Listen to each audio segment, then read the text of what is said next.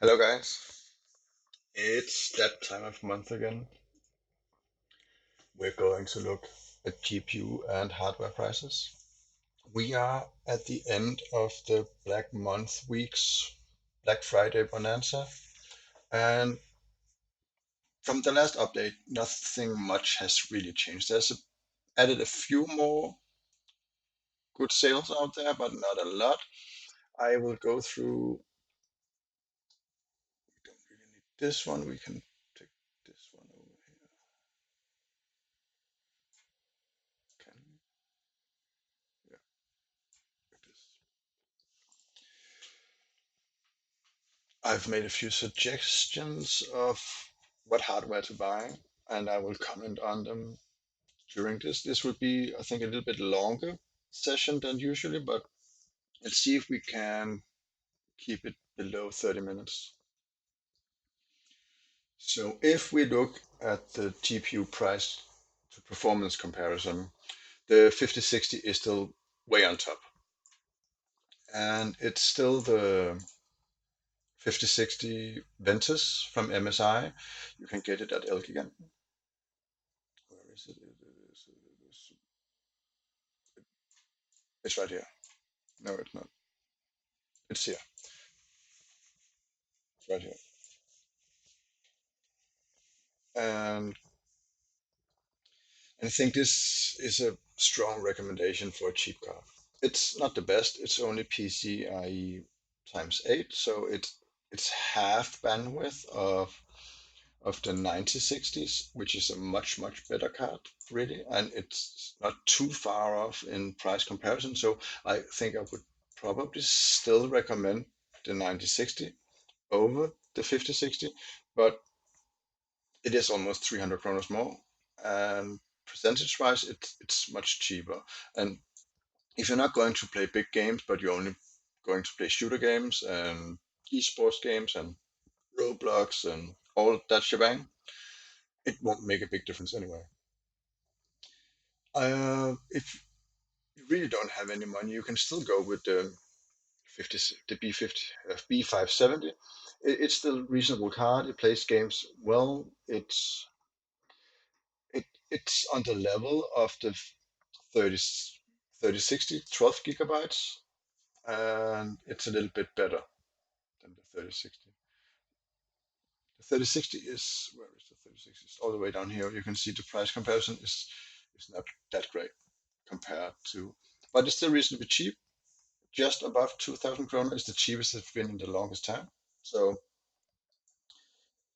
if you're more safe with going with the 3060, you could do that, but I don't see any reason to going with the much slower 3060 12 gigabytes than going with a 5060 8 gigabytes. I think it's not more future proof because the 3060 is just it's just much slower. It's really not a really good card. It's really ass, if you ask me. You can still play games, turn it down to low and all that, but you get more features on the 5060.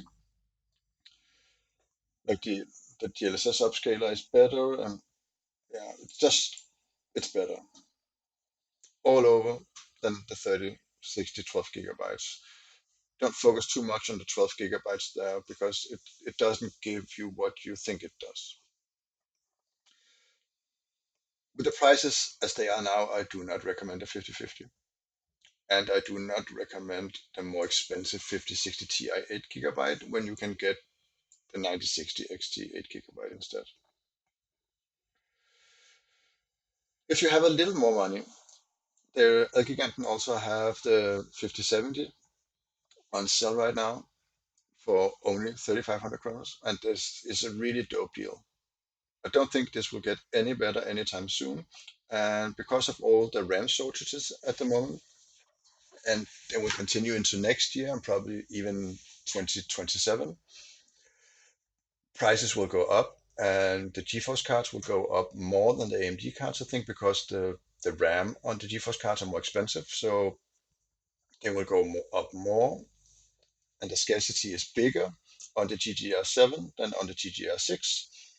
So I think prices will go more up more on the GeForce cards, maybe up to 30%, where I think the AMD cards will maybe go 10 to 15% up in price. I don't know about the Intel cards. I think they will also go up, but I don't think they will go up as much. They don't care as much about margins on the ARC cards. They think more about being relevant. So I think they will go up to 10% up maybe. But everything RAM related or NAND related will go up in prices because of these shortages. So SSDs will also go up, and they've also already gone up by 100%, I think, and RAM has gone up to 200%, maybe even more. So the time to buy is now. We can also look at some of the SSD offers. There are some good ones out there. Three ones in particular, I think about, but we'll do that at the end. I would still recommend as the sweet spot the 9070 XT. Price performance wise, it's a little bit more expensive than the 5070, but it's also a lot better, really. You can see you get at least 20 more frames per second. You have more VRAM. It would last you for a longer time before you have to upgrade it. It is a lot more expensive. And at this price, I think the better deal is the 5070. But in long terms, I think you will be more satisfied with the 9070. But if you buy this now and you know that this might only last you 4 years and you are content with that, and maybe you have to turn down textures to medium to high instead of ultra or ultra to high, and you have to use upscaling more, then this is a reasonably good offer. I can't see this. This is a Ventus though. You have to be wary of that because the cooling on the Ventus is not as good as other models. It's the entry level version. So it's a little bit more noisy and it doesn't has quite as good cooling. So you don't have the same overclocking capabilities as you have on a 9070. Because even the worst 9070 XT is really good with the overclocking and undervolting. So you can get even more out of this than this with a little bit of tuning. So, but my recommendations are if you want to save 100 kronas or something, then you could go for the 5050. I wouldn't recommend it. If you have heard and are confident 3060 12 gigabytes is the card you want, you can get it for just over 2000. If you want an 8 gigabyte card, I would recommend either the 5060 non-TI or the 9060 8 gigabytes here for just over 2000. I don't think I would ever recommend going for the 3060 when you could get at the same price, more or less, a much better card that performs much better. So I think in the 8 gigabyte categories, I think these are the only two cards I would recommend. If anything else, it would be the B580 12 gigabytes. It's also reasonably priced, but I think as long as it's more expensive than the 5060, I don't think this is recommendable. But at the same price, it's still not recommendable. It has to be cheaper than the 5060 to be recommendable, I think. So at the entry level or budget price level, I would recommend these three cards. For ultra budget, these two, or else these two. And if we go up a little bit, I would recommend the 9070, always just the 9070. 9070 XT is just, it's one of the best price to performance, and it has, you can also go with the 9060 XT. It has the same price performance as you can see, but you just get much less performance. So you would have to upgrade it before you have to upgrade this. And I think over the span of 5 to 6 years, you would have spent the same or even a little bit more on the 9060 because you would have to upgrade earlier.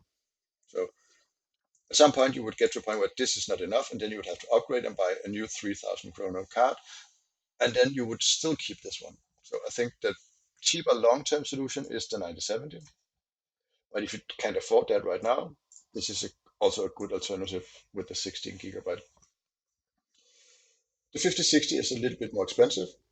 It is worth it, especially if you're streaming.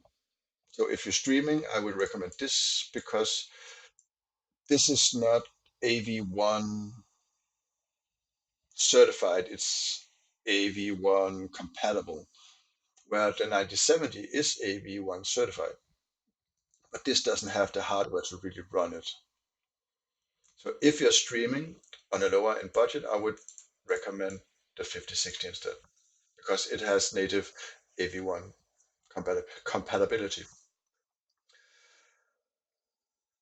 There is a sale on the 7700 XT, but since it's more expensive than the 9060, I don't think it's recommendable either.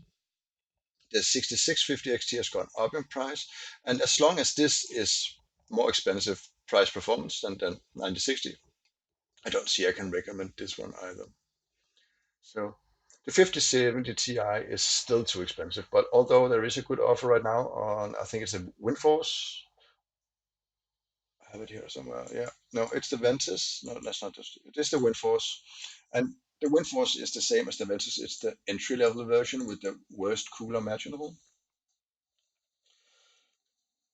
I don't think I would recommend a Ventus in this price category. I think it's really. I don't think I would skimp out on such a high end card and get worse cooling and more noise. I would recommend buying a better one than this. And it's the same with the 5080. There's also a WindForce here that is very cheap for 7,400. It's the cheapest I have seen yet on a 5080, but I would still recommend go to Komplett and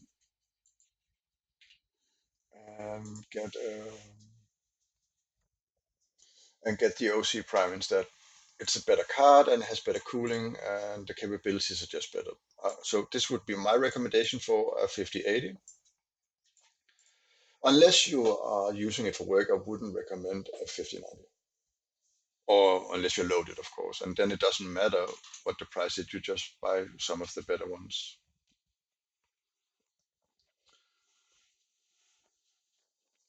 Yes.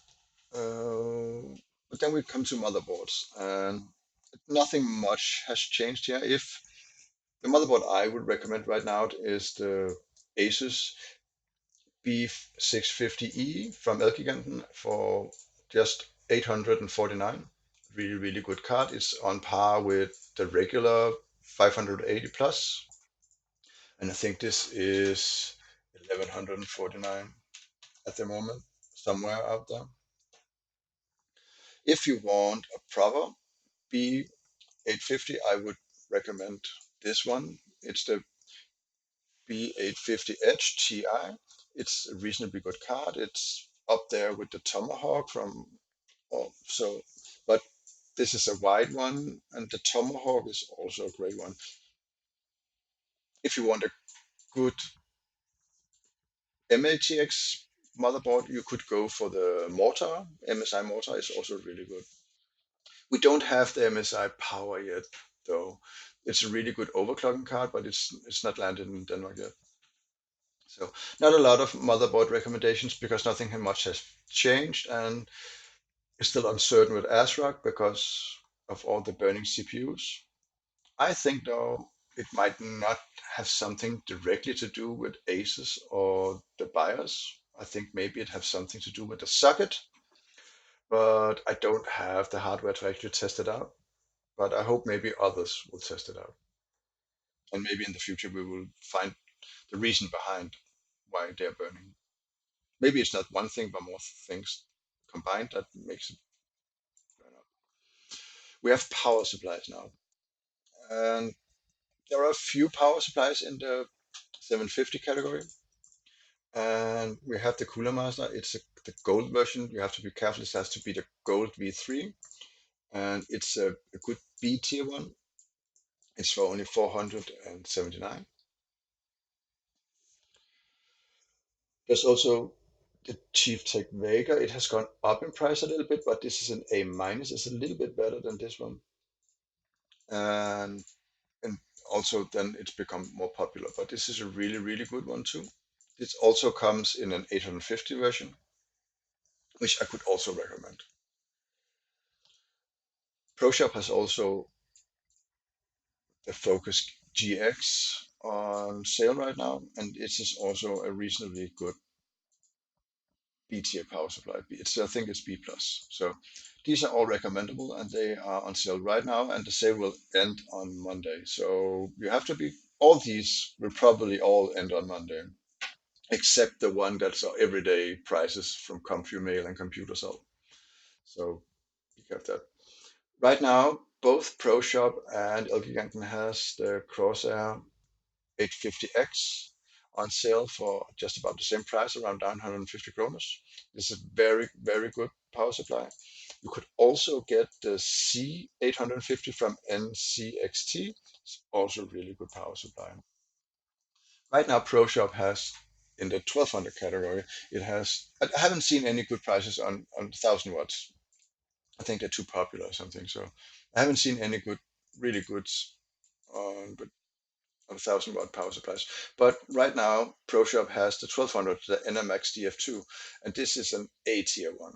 This is also really, really good. I don't know why it is so cheap. It makes you suspicious because it is so cheap, but it's much cheaper than anything else, and I can't see any reason why not to buy it. It does have great warranty, so if something goes wrong, you can always get a new one. But other than that, the the NCXT C1200 is really really good. This is the one I would recommend. But you could also get the Montech Century. Montech Century also comes in a 1050 watt and an 850 watt, and they're equally good.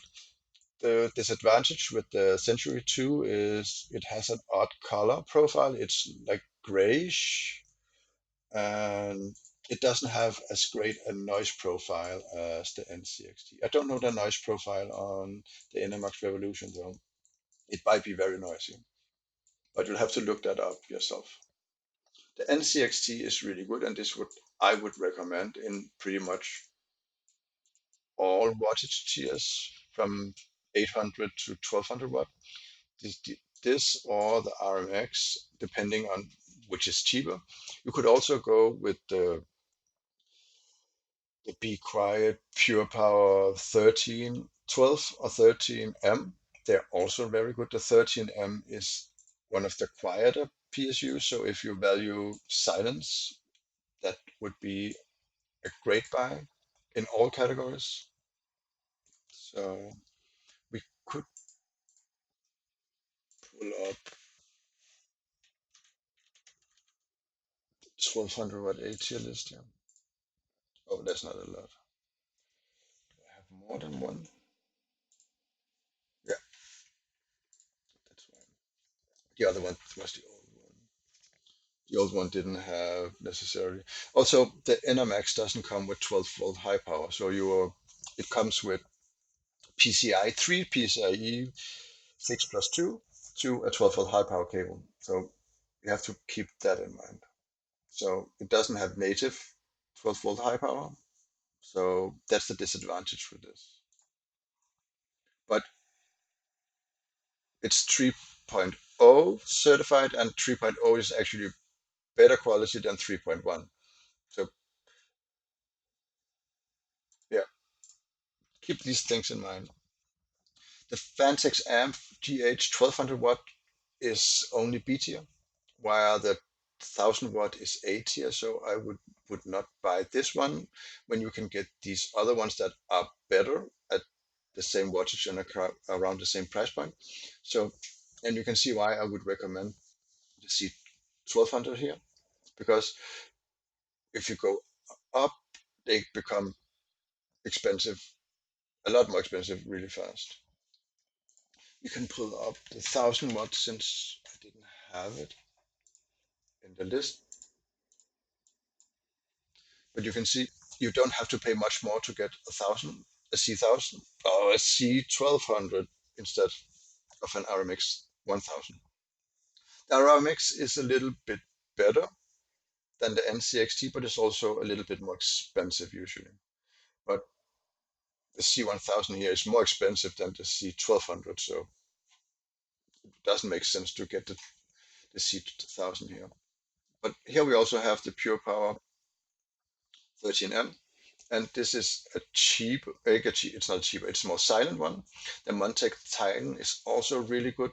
I think it's as good as the RMX actually. Both are A plus, but all of these are recommendable I have in here. It's just whether or not the price is good. It's not if it's a good power supply or not. All of them are good, but it's just the price that determines which one you would pick really. And if you're going for a 1,000 watt power supply right now, I would recommend the RMX. It's one of the very best out there, and it has 10 years warranty. There's nothing really bad to say about it. If we go to the 800 watt,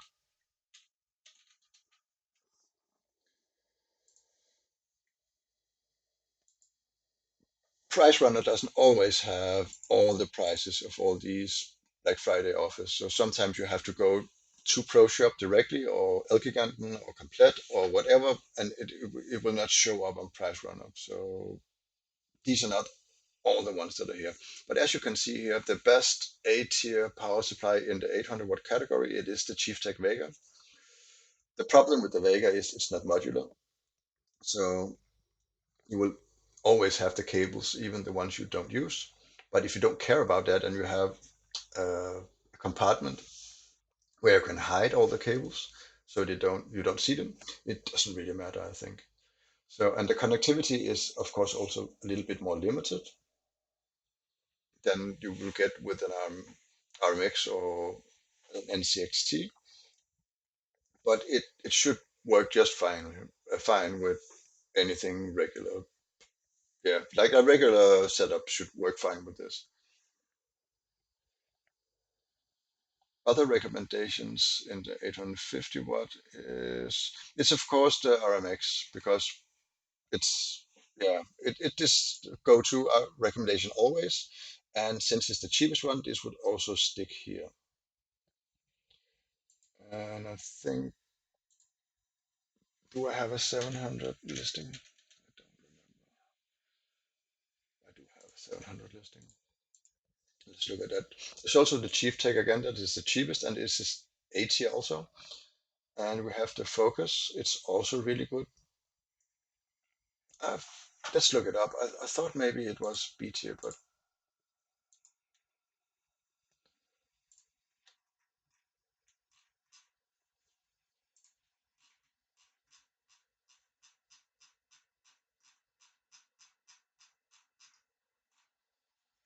did I go past it? Yeah, it was there. C Sonic Focus GX. Oh, it is A tier, so it's really good. And I would probably recommend the Focus over the Vega, but you can almost save 200 kroners. So if you're building a budget PC, just go for the Vega. If you care a little bit more about the quality, maybe go for the Focus. If you care a lot about the noise, then you go for the Pure Power 13M.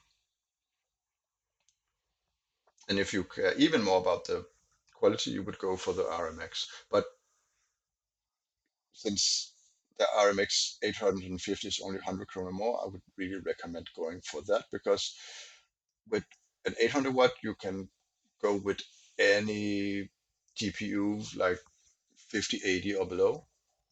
So you would also be able to go with probably also be able to go with the 9080 or the 5080 Super or the 5080 Ti Super or the 6070 Ti in the future with an 800 watt, and you might not be able to do that with a 700 watt. So I would recommend 800 watt for a build you want to keep for many years. And if it's a build you want to keep for just a few years, you could just go with the Chief Tech one. Then we get to the CPUs. There's not a lot of CPUs on sale right now, but we do have the 9800X3D. And at Complete right now, it's on sale for 3,300 kronas. I thought I saw it a little bit cheaper on Proshop, actually, thinking about it, but maybe they sold out.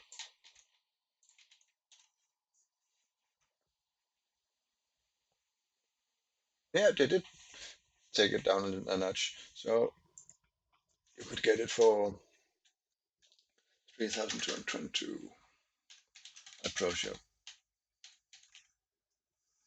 So that's a noticeable. I thought it was 3,190 the other day, but this is really good. You could also save a few hundred kronas, like 800 kronas on, oh, yeah, 800 kronas to go with the 7080 X3D. And I think that would actually be my choices. If I were buying a new computer today, I would go with a 7800 X3D and save those 600 kronas and funnel those 600 kronas into getting a better and more expensive GPU instead. Because that would make a much higher FPS difference in games than going with the 9800 X3D. The GPU is what's carrying most of the load. In at least if you're going for 1440p or 4K. If you're still playing 1080p, then I would probably recommend going with the better CPU, especially if you're playing esports games. There has been problems with the 3800 X3D and Counter-Strike. I don't know the solutions to the problems, but I think most people have solved the stuttering that comes in some games with the X3D chips, but you would have to look up the solutions yourself. If you're going for a cheaper, I would recommend the 90X100 69. But how do you say that? 9600X, and it's also on sale right now for 1,589. If you want to go very cheap, the 4500F is, no, 7500F at CompuSale is below 1,000 again now. So this is a really good entry point to go into AM5. You can buy a reasonably good motherboard, put this one in, it's only 1,000 kronas.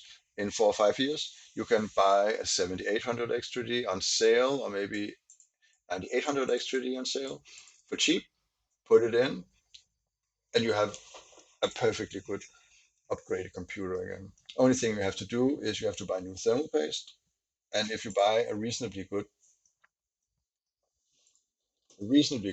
CPU cooler, either AIO or air cooled, it doesn't really matter, then it's fine. You could also go with a slightly more expensive 7600X. It's on sale at Elgiganten right now. Let's see,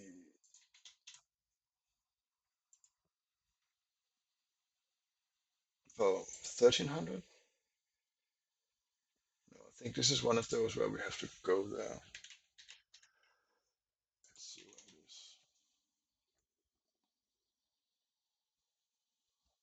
Oh, it's just about the same price, right? It's actually cheaper to buy the tray then, I guess. But you can also do that. You can also go with the 14600K or KF. It's also reasonably good. And the the Core 265K or KF is also really, really good. But it's a little bit more expensive because you oh, I don't know how it is with the RAM. I don't want to look at the RAM now. I get depressed because they will be so expensive. Anyway, so but you need higher bandwidth RAM if you go with a 265K or KF. So be mindful of that. And you also don't want to go with CL30. You want to go with CL36, 30 something about there.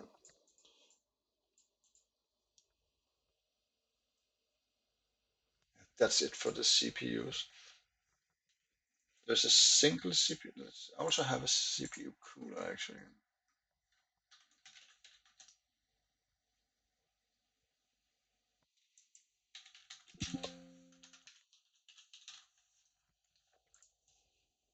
Let's see how the prices is here. Oh, this doesn't even show up either. That's okay. Well, if we go to Proshop again now, the Frozen A620 is only 149 kronas right now, and this is as good as the Peerless Assassin, but it's almost as at half price. So this is a very very recommended air cooler. Here I have this cooler in one of my builds. I can't remember which it is, but this is really good. It's not the best build. It's not the fanciest build. It does seem a little bit cheap when you work with it, but the performance is very very high, and it's not bad quality at all. But everything is not. You can see there's a little bit of a gap here where the better models don't have these gaps and they have rubber, what you call, inlines, so the air doesn't get out here or in there from the other sides. So, but this is a really, really good cooler for a really, really reasonable price. So I would recommend this for everyone that want an air cooler and doesn't have a high tier like i7, i9 Intel. You could also run your 9800X3D in this. This would be perfectly capable of cooling it as long as you don't overclock. And I would recommend people stay off PBO anyway because of the extra risk of the chip burning. And you only get like 2 or 3% extra performance. So I don't think it's worth the risk of going PBO. So I think this is it for now. Just about 30 minutes, just as I promised. So see you guys out there. And if you see any good offers, write them in the comment. I could still make a new video tomorrow with all the exceptional offers I have missed. So take care out there and see you guys later.